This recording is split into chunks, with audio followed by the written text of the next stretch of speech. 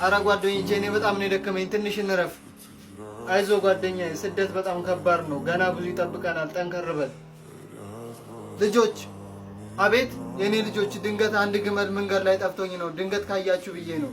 ጋሼ የግመላችሁ ጭራ ቆራጣ ነው እንዴ? አዎ ልክ ነው የኔ ልጅ፣ ጭራ ቆራጣ ነው። ጋሼ የግመሉ አይን አንደኛው አያይም? አዎ እውነትህን ነው የኔ ልጅ፣ አንድ አይኑ አያይም። ጋሼ ግመላችሁ ብዙ ቃጭኗል እንዴ? አዎ ብዙ ሸክም ነው የተሸከመው የኔ ልጅ። አይታችሁታል ማለት ነው። ፈጣሪው የተመስገን። ጋሼ በጣም ይቅርታ አላየንም። ዝም በሉ አጭበርባሪ ሌቦች። ጭራ እንደሌለው አንድ አይን እንደሌለው መሸከሙን ሳታዩ እንዴት መናገር ትችላላችሁ? ስለዚህ እናንተ ናችሁ ግመሌን የደበቃችሁት። ቶሎ በሉ አምጡ። ምን እንዴ ጋሼ እንዴት እንደዚህ ትናገራላችሁ? እኛ ምንም አይነት ግመል አላየንም። ዝም በሉ። ሲጀመር የእናንተን ሌቦች ወሬ መስማት አልፈልግም። ወደ ንጉሳችን ጋር ሄጄ እዛ ከሳችኋለሁ። እዛ ሁሉንም ነገር ትናዘዛላችሁ። ተከተሉ። ንጉሥ ሆይ። አቤት ምን ልርዳችሁ? ድንገት ግመሌ ጠፍቶብኝ ግመሌን ፍለጋ ወደ ውጭ ስወጣ እነዚህን 3 ጓደኛ ማቾች አገኘኋቸው። እናም ስጠይቃቸው አንደኛው ጭራ የለውም አለኝ፣ አንደኛው ደግሞ አንድ አይን የለውም አለኝ፣ አንደኛው ደግሞ ብዙ ዕቃ እንደተሸከመ ነገረኝ። አዎ ልክ ናችሁ፣ ግመሌ እሱ ነው። ግመሌን ስጡኝ ስላቸው እንደገና ደግሞ አላየንም አሉኝ። እና ለእነዚህ አጭበርባሪዎች አንድ መፍትሄ እንድሰጠኝ ብዬ ነበር። ምን? እናንተ ምን አይነት ንቀት ነው እኔ በማስተዳድራት ሀገር ላይ እንደዚህ አይነት የሌብነት ስራ የምትሰሩት?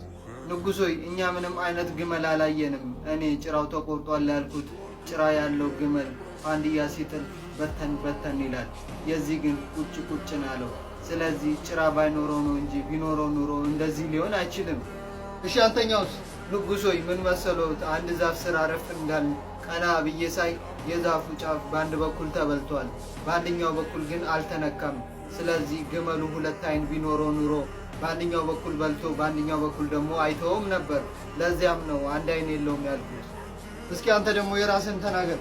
ንጉሥ ሆይ ምን መሰሎት? መንገድ ላይ እየተጓዝን የግመሉ እግር ያረፈበት ቦታ ወደ አሸዋ ውስጥ በጣም የጠለቀና የገባ ስለሆነ ብዙ ዕቃ ባይጭን ኖሮ ያን ያክል የግመሉ እግር ያረፈበት ቦታ ወደ ውስጥ ባልጠለቀ ነበር።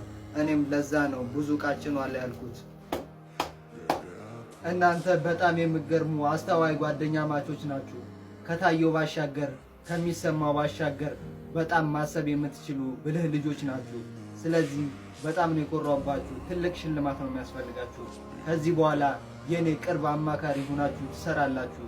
አንተ ባለ ግመሉ ግን ባልገባህ መንገድ ያልነኩ ሰዎችን የከሰስከው የዛሬን አልፌያለሁ።